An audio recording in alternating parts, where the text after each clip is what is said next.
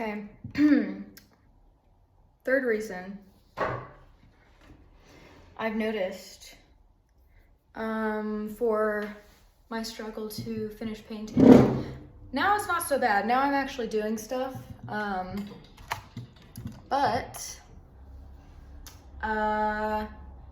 so I've been exploring different reasons. It's been a struggle for me to move to the second layer of a painting. I get like sort of a writer's block, but for painting, you know. The first was the mindset. I was viewing my paintings subconsciously as content rather than the manifestation of an ongoing practice I do for the sake of that practice in and of itself. The second was feeling married to the reference photo when really I'm the only one who knows what the reference photo looks like. And in my opinion, the point of art shouldn't be to imitate or mirror, or not mirror, but I guess, yeah, imitate life is fine, or duplicate life. It should be to add the self-reflexivity of the human experience of life into a form outside of ourselves. I don't know if that made sense, but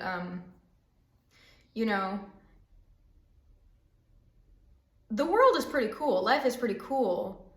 But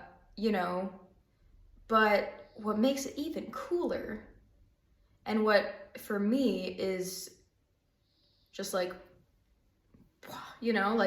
I'm flabbergasted by the fact that I am a conscious being experiencing the world every day. That blows my mind.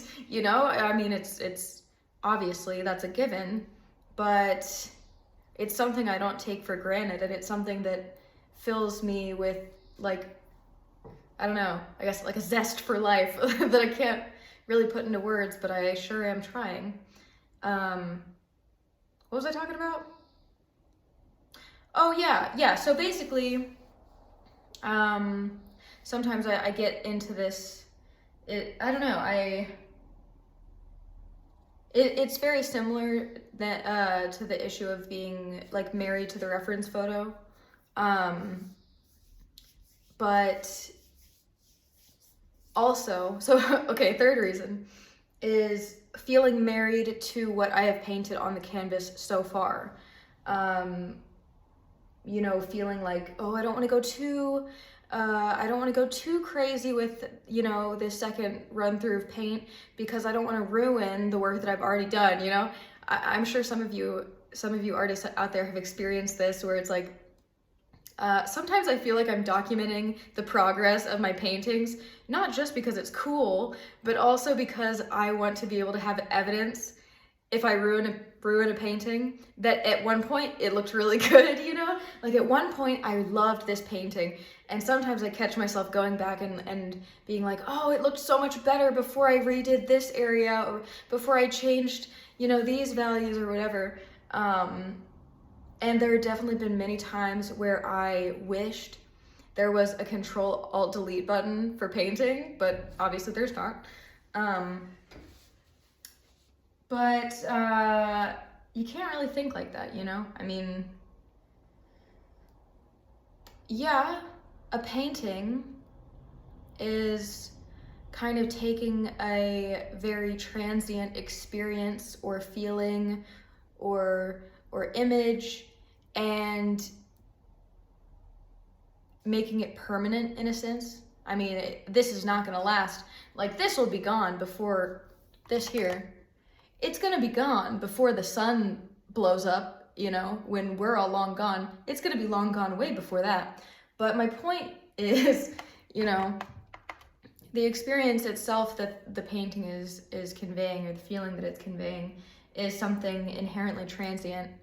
And I would like to make an effort to have my painting mindset be more aware of that, I guess. Like to kind of embrace the transience of it all.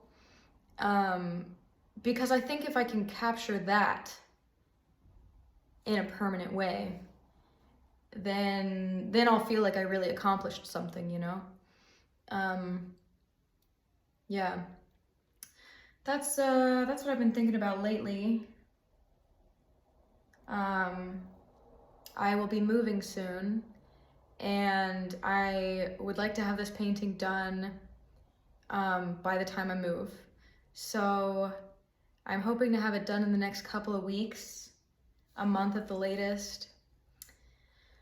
And I have a long weekend, so I'm hoping that I can make some progress. I don't know what it is about yellow paints, but for some reason I've always struggled with yellow paints. I don't know if it's, maybe I'm using like too transparent of pigments. I don't know. I don't know how these things work, you know. But yeah, if anyone has any advice on how to make yellow, I mean, I know I can like add some sort of, I need to cool down the yellows, you know, because they're just too, they're too like, you know. Yeah.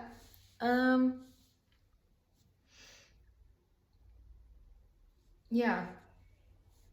I don't think I have any more insights to share. But yeah, yeah, I guess that's all.